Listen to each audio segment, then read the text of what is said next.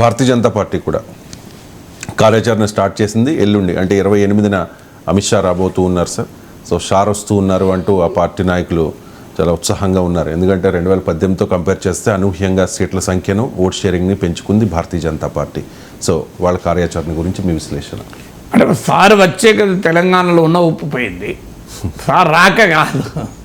Sir తెలంగాణలో ఈటల రాజేందర్, రాజగోపాల్ రెడ్డి వీళ్ళంతా వెళ్ళి బండి సంజయ్ని మారిస్తే బీజేపీలో ఇక చేరికలు, ఊపు.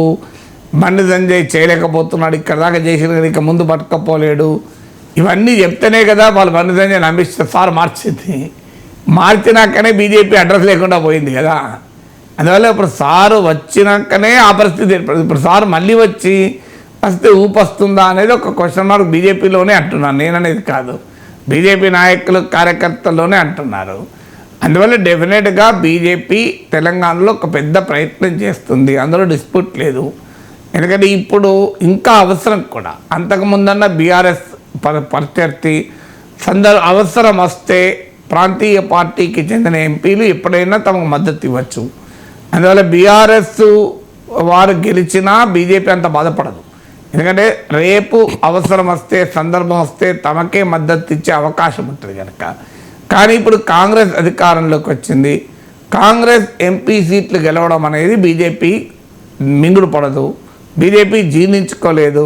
ఎందుకంటే కాంగ్రెస్కు ప్లస్ అవుతున్న కొద్దీ బీజేపీకి మైనస్ అవుతున్నట్లే. బీఆర్ఎస్కు ప్లస్ అవుతే బీఆర్ఎస్ మైనస్ అవుతున్నట్టు కాదు, సందర్భం వస్తే రిజర్వ్ ఫోర్స్ లాగా ఉపయోగపడతారు. అందువల్ల కాంగ్రెస్ పార్టీ రాష్ట్రంలో గెలిచిన నేపథ్యంలో కాంగ్రెస్ పార్టీ అధిక ఎంపీ సీట్లు గెలుచుకోవచ్చు అని ఏబీపీ ఓటర్ లాంటి సంస్థలు చెప్తున్న నేపథ్యంలో అనివార్యంగా రాష్ట్రం పైన అత్యధిక కేంద్రీకరణ బీజేపీ పెడుతుంది. ఇవేవి లేకపోయినా పెడుతుంది, ఇవి ఉన్నప్పుడు ఇంకెక్కువ పెడుతుంది. సో ఇక్కడ స్కోప్ ఏంటి అంటే గతంలోనే 20% ఓటింగ్ లోక్సభ ఎన్నికల్లో తెచ్చుకోగలిగారు. ఈవెన్ ఇటీవల అసెంబ్లీ ఎన్నికల్లో కూడా పెరిగినా ఆ 20% ఓటింగ్ రిటైన్ కాలేదు, 14% దగ్గర ఆగింది. కానీ 7% ఓట్లు వచ్చిన తర్వాత 20% పెంచుకోగలిగారు పార్లమెంట్ ఎన్నికల్లో. ఇప్పుడు 14% ఓట్లు వచ్చాయి కనుక తాము ఇంకా పెంచుకోగలమన్న నమ్మకంతో బీజేపీ ఉంది. అసెంబ్లీ ఎన్నికల కన్నా కూడా లోక్సభ ఎన్నికలకు వచ్చే వరకు తమ బలం పెరుగుతుందని. అయితే ఇక్కడ ఒక డిఫరెన్స్ ఉంది. అప్పుడు 2018లో 7% ఓటింగ్ వచ్చినప్పుడు బీఆర్ఎస్ అధికారంలో ఉంది, 2019లో 20% ఓటింగ్ వచ్చినప్పుడు బీఆర్ఎస్ఏ అధికారంలో ఉంది. అందువల్ల బీఆర్ఎస్తో పోరాడే క్రమంలో బీజేపీ పార్లమెంట్ ఎన్నికలకు వచ్చే వరకు తన ఓటింగ్ పెంచుకుంది. ఎందుకంటే ఒక జాతీయ పార్టీ వర్సెస్ ఒక ప్రాంతీయ పార్టీ పోరు కనుక.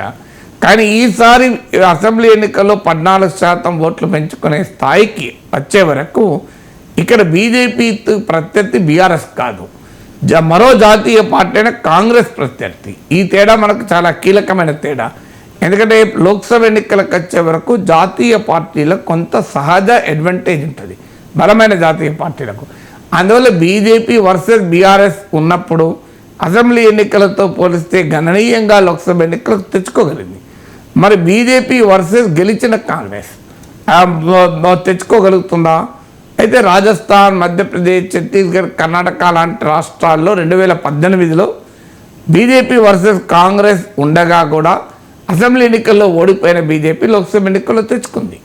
కానీ తెలంగాణకు వచ్చే వరకు ఇది వేరే రకంగా ఉంటుంది అన్న అనుమానాలు కూడా బీజేపీలో ఉన్నాయి.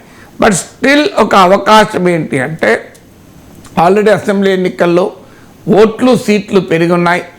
అసెంబ్లీ ఎన్నికలకు వచ్చే వరకు చేసిన వ్యూహాత్మక తప్పిదాలు ఆ పార్టీని దెబ్బతీస్తాయి. లోక్సభ ఎన్నికల్లో ఆ వ్యూహాత్మక తప్పిదం లేదు, ఎందుకంటే ఫైట్ బీజేపీ, కాంగ్రెస్, బీఆర్ఎస్ల మధ్య ఉంటుంది. సో అందువల్ల రేపు తమకు లోక్సభ ఎన్నికల్లో మోడీ ప్రభావం, అసెంబ్లీ ఎన్నికలకు వచ్చే వరకు కేసీఆర్ను మళ్ళీ ముఖ్యమంత్రి చేయాలా వద్దా అనేది, కేసీఆర్ను మరోసారి ముఖ్యమంత్రి చేయకుండా ఉండాలి అంటే బీజేపీ కన్నా కాంగ్రెస్ బలంగా ఉంది కదా అన్న భావనతో కాంగ్రెస్కు యాంటీ ఇన్కంబెన్సీ ఓటు వెళ్ళింది. లోక్సభ ఎన్నికలకు వచ్చేవరకు అది క్వశ్చనే కాదు, క్వశ్చన్ మోడీకి మళ్ళీ అధికారం ఇవ్వాలా అనే క్వశ్చన్ వస్తుంది. సో కేసీఆర్కు ఇవ్వాలా వద్దా అనేటప్పుడు బీజేపీ పైన కాంగ్రెస్ ప్రివేల్ అయింది. కానీ మోడీకి ఇవ్వాలా వద్దా అన్నప్పుడు ప్రివేల్ అవుతుందా? అందువల్ల పొలిటికల్ క్వశ్చనే మారిపోతుంది కనుక క్వశ్చన్ పేపర్ మారినప్పుడు ఆన్సర్ కూడా మారుతుంది. అందువల్ల తమకు అనుకూలంగా ఉంటుంది అని. దాంతోపాటు ఈసారి ఎన్నికలు మరోసారి హిందుత్వ పోలరైజేషన్తో ఎన్నికల్లో పోరాడుతుంది. మీరు తెలంగాణలో కూడా మీరు గమనించండి, బండి సంజయ్ నాయకత్వంలో ఉన్న రోజుల్లో ఆ బలమైన యాంటీ కేసీఆర్ స్టాండ్తో పాటు బలమైన ప్రో హిందుత్వ స్టాండ్ నడిపారు.